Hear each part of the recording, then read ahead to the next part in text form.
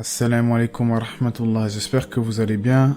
Comme vous le savez, dans la vie, chacun d'entre nous est amené à prévoir des choses, des projets. On a tous, si vous voulez, quelques objectifs dans cette vie et évidemment, on a tous espoir que cela se réalise de la façon dont nous le souhaiterions. Mais souvent de fois, la réalité nous rattrape et ce que nous avons prévu ne se passe pas exactement de la façon dont nous l'avons prévu. Dans ce domaine, il est rapporté, d'après Anas, que le prophète, sallallahu alayhi wa sallam, traça un jour des lignes et dit « Voici l'homme et voici son terme », c'est-à-dire la mort qui l'entoure. Tandis qu'il est absorbé dans les soucis de la vie, la ligne la plus proche arrive à lui. Rapporté par Al-Bukhari et cité dans Riyad al-Salihin.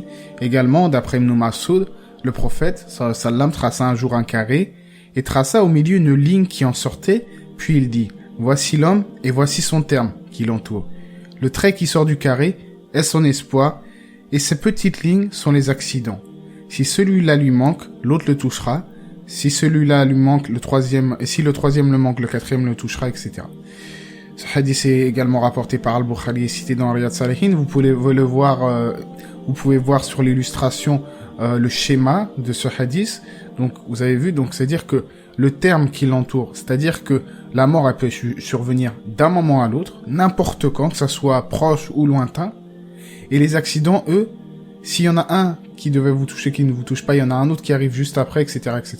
Donc, ces accidents font que rien de ce que vous avez prévu ne va se passer comme vous l'avez prévu, forcément.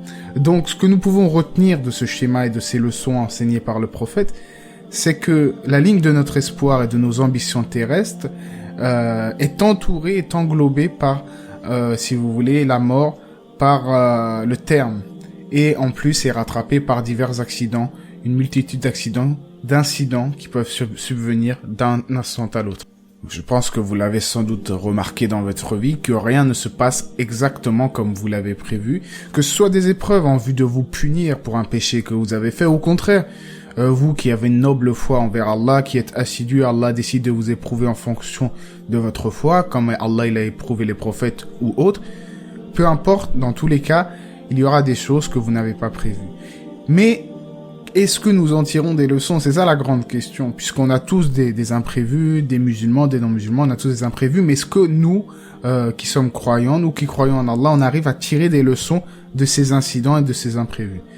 Si on se rappelle Allah dans ces moments d'accident, dans ces moments-là qui surviennent, en se rappelant que nous, on fait nos plans de notre côté, mais qu'à côté, notre Seigneur en a décidé autrement, et que découle de cela le fait que nous relativisons, que nous méditons, que nous louons Allah pour cela, que nous ne cherchons pas à nous dresser contre ce destin, si vous voulez.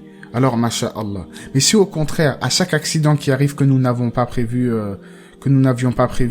eh bien, on s'énerve, on s'irrite, on n'arrive pas à patienter, alors ça, c'est un malheur. C'est un signe de malheur. C'est que nous n'avons pas patienté, nous n'avons pas compris qu'en réalité, le destin et les choses sont entre les mains d'Allah. Ça veut dire qu'en fait, on n'a rien compris à la vie. On n'a rien compris à la vie, on vit comme des non-musulmans, on pense que tout va aller bien, et au moindre accident, on commence à s'énerver, à crier. Non, c'est pas comme ça. Normalement, on doit relativiser, on doit en tirer des leçons, on doit se rappeler la mort, on doit se rappeler que tout est entre les mains d'Allah. Donc les hadiths que nous avons vus nous rappellent l'importance de ne pas être attaché à cette vie, à cette dunya, et cela en se remémorant, comme je l'ai dit, la mort qui peut surgir d'un instant à l'autre. Un exemple, un médecin, Cheikh Abdel Mohsen Al-Abbad, il avait cité cet exemple par rapport à la mort. Un médecin peut dire à son patient qu'il va mourir dans 6 mois, et en fait, c'est le médecin qui va mourir, en fait, pour une raison ou une autre, crise cardiaque ou autre, et c'est lui qui, en fait, malgré sa maladie, va vivre encore de nombreuses années. Donc la mort aussi est entre les mains d'Allah. Alors bien entendu, mon discours ne veut pas dire qu'il ne faut pas avoir des projets de vie, qu'il ne faut pas avoir des objectifs, s'abandonner à la fatalité en se disant « de toute façon, je vais prévoir ça, mais il va arriver telle chose, ça se trouve, donc je fais plus rien. » Non, il faut œuvrer ici-bas et pour l'au-delà, bien sûr, à plus forte raison, mais c'est juste pour relativiser et que à chaque fois qu'un incident va arriver, on ne s'irrite pas en se disant oui, mais moi j'avais pas prévu ça comme cela, car comme l'indique le titre de la vidéo, bon, ce n'est pas absolu, il y a des choses qu'on prévoit qui arrivent comme nous l'avions prévu, mais en général, tout est entre les mains d'Allah, il faut accepter le destin. Relativiser, faire preuve de patience et de sérénité en ayant un cœur ouvert quand les choses nous arrivent, quand les choses nous parviennent. La roue tourne, comme on dit. Des fois, par exemple, je sais pas, je vais prendre un exemple. Par exemple, quelqu'un, il veut faire des vacances avec sa famille. Des fois, il va prévoir des choses et tout va se passer mal. Sa voiture va tomber en panne, il va avoir un accident sur la route, il va lui arriver que des malheurs. Mais à côté, il se peut que l'année suivante, il prévoit des vacances et tout va bien se passer.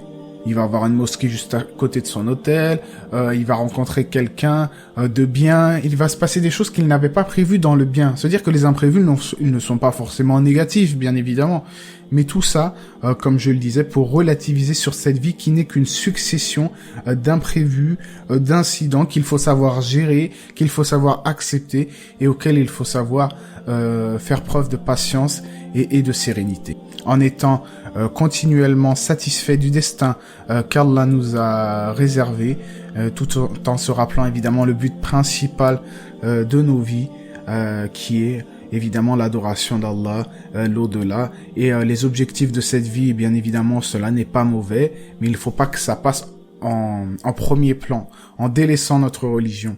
J'espère en tout cas que ces petites paroles vous ont été bénéfiques, et Allah sait mieux, que la paix et les bénédictions d'Allah soient sur le prophète, sa famille et ses compagnons.